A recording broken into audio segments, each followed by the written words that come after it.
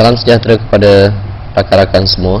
Di sini ingin saya tunjukkan cara-cara bagaimana kita boleh menyewa tapak website di company GDI. Yang perlu anda lakukan adalah klik di link pendaftaran di sini, dan apabila website ini terbuka, apa yang perlu anda lakukan adalah create username. Contoh dia Mazlan1234. Create password seelok-eloknya anda gunakan perkataan dan huruf combinekan sekali.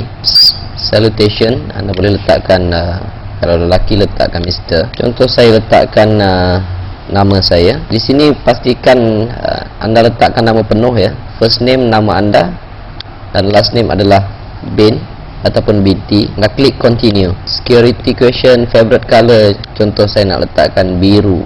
Favorite number, anda letakkanlah nombor kereta anda ke atau apa-apa nombor yang jadi kegemaran anda. Selepas itu klik continue dan isikan bahagian-bahagian ini. Contoh isikan email. Contohnya saya isikan email atas dengan bawah ni perlu sama. Phone number sudah memadai, tak satu pun cukup, yang lain ni tak payah isi pun tak apa. Alamat, pastikan anda klik button di bawah ini, please check the confirmation ni, klik continue.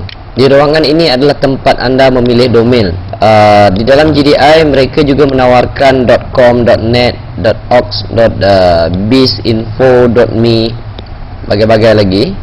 Tapi saya cadangkan kita kekalkan .ws, kerana dengan mengekalkan .ws ni kita akan dapat 7 hari percuma. Kalau kita ambil .com, .net, kita akan dicas $10 on the spot. Seperti juga domain-domain yang lain, kalau kita beli domain di company-company lain, mereka akan cas terus. Tetapi di sini kalau kita ambil .ws, dia akan berikan 7 hari percuma, baru mereka akan start cas $10 itu. Bayaran domain di GDI, sewa tapak di GDI adalah $10 setiap bulan. Contoh saya ingin pilih domain Uptrend 88 contohnya. Okey, saya klik search. Yang bawah ini adalah cadangan-cadangan sahaja ya. Anda klik search. Kalau dia tulis kalau dia keluar warna hijau uptrend.ws is available, maksudnya domain tu masih ada lagi. Domain itu kita boleh belilah. Kalau kita nak tukar Vema lah katakan, Vema Top katakan, kita search dulu, maksudnya domain ini masih ada. Kalau dia tulis not available, maksudnya anda kena cari lagi domain yang anda kendaki. Dan pilih domain ni saya cadangkan biarlah domain tu nama dia yang unik-unik sedikit.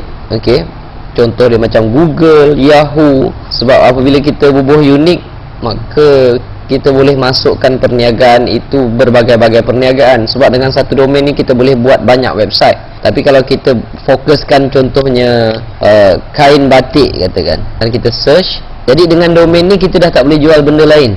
Kita dah tak boleh jual ikan kering, kita dah tak boleh jual bisnes lain, kita tak boleh jual apa-apa multi label yang kita ada, ataupun kita tak boleh jual perniagaan yang kita ada. Sebab dia lebih fokus pada kain batik, walaupun boleh, okay, tetapi dia kurang sesuai lah. Contohnya nanti website yang kita nak buat kainbatik.ws/ubat kuat contohnya. Jadi dia tak berapa kena.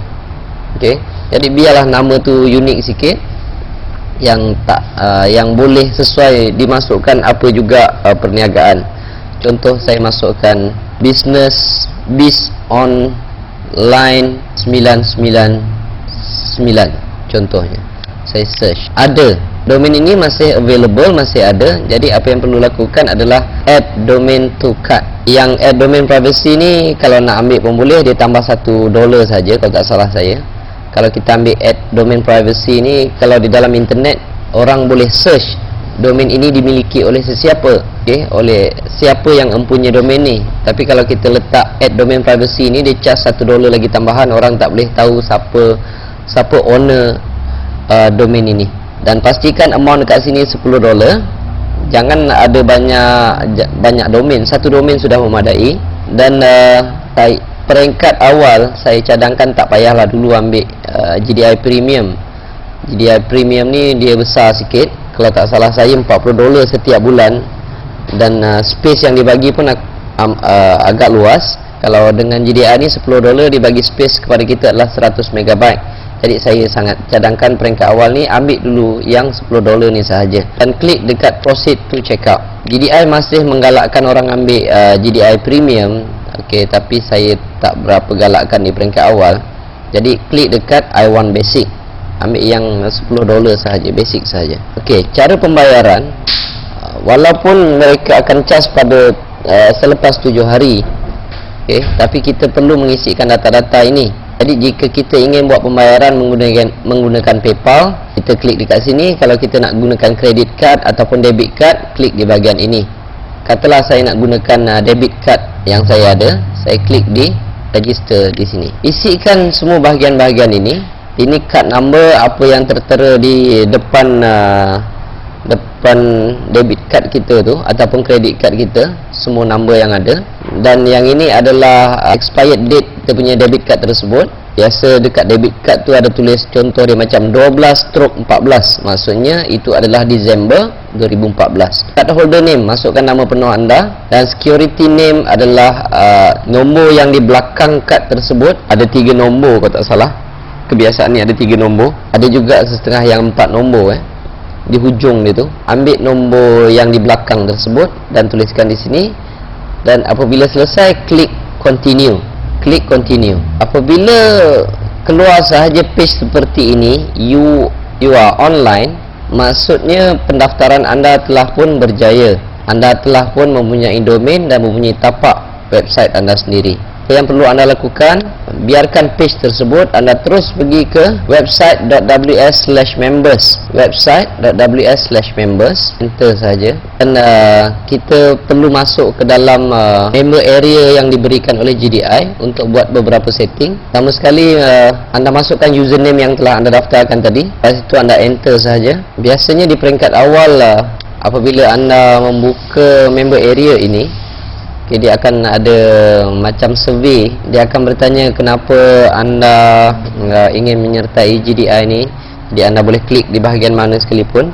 Anda klik situ dan anda klik continue. Selepas itu anda klik di sebelah kiri bawah ini, ada registered domain. Keluar sahaja nama domain anda, anda klik di nama domain anda tersebut. Nanti anda lihat kebiasaannya titik itu ada di site builder. Site builder ni jika seseorang ingin membuat website menggunakan template yang diberikan oleh GDI. Tapi saya cadangkan kita gunakan basic hosting sebab kita nak buat website kita sendiri, design kita sendiri, bisnes kita sendiri. Jadi kita boleh lakukan apa sahaja apabila kita pilih basic hosting ini. Dan kalau pakai site builder, biasanya mereka akan bagi 10 muka surat dengan template-template yang cantik-cantik jugalah. Tapi kalau kita gunakan basic hosting, kita boleh buat apa yang kita suka pada website kita.